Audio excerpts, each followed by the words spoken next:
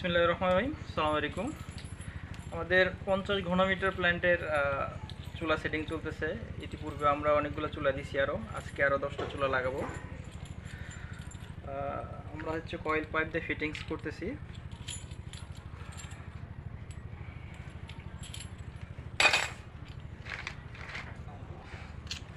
যাদের কমার্শিয়াল খামার আছে, যাদের বড় খামার আছে, তারা চাইলে বায়োগ্যাস করতে পারেন। কমার্শিয়াল খামার করে আশেপাশে বাসায় সংযোগ দিতে পারেন।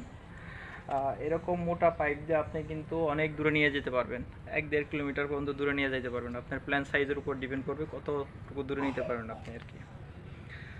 যেহেতু আপনার খামারে বজ্র আছে, কাঁচামাল আছে, সেহেতু আপনি যদি এই কাঁচামালটা কাজে লাগাইতে চান, তাহলে এখান থেকে কিন্তু আপনার একটা ভালো একটা বেনিফিট পাওয়ার সুযোগ আছে আর কি। হ্যাঁ, তো আমাদের ভিডিওতে নাম্বার দেওয়া থাকবে, আপনারা কেউ যদি বায়োগ্যাস করতে চান আমাদের সাথে যোগাযোগ করতে পারেন। আর সবচেয়ে একটা বড় বিষয় হচ্ছে, যারা বায়োগ্যাসটা নেবে তারাও কিন্তু উপকৃত হবে, আশেপাশে যারা বাড়ি ঘর আছে। হ্যাঁ, কারণ যারা সিলিন্ডার ইউজ করে, একটা সিলিন্ডার ইউজ করলে কিন্তু দেখা যাচ্ছে মাসে এখানে আপনার 1500 টাকা চলে যায়। আর এখানে আপনার দেখা যাচ্ছে আনলিমিটেড রান্নাবান্না করতে পারবে। সিলিন্ডারে কিন্তু আনলিমিটেড রান্নাবান্না করার সুযোগ নাই। যদি 4 থেকে 5 জন পরিবারের সদস্য, এরকম পরিবারে 3 বেলা রান্নাবান্না করতে চাই সিলিন্ডারে, তাহলে কিন্তু মিনিমাম 2টা সিলিন্ডার লাগবে। 2টা সিলিন্ডারের দাম এখন বর্তমানে কমপক্ষে 3000 টাকা। ঠিক আছে, সেই সূত্রে আর বায়োগ্যাসটা একদম নিরাপদ, এটা ব্লাস্ট হওয়ার কোনো সম্ভাবনা নাই।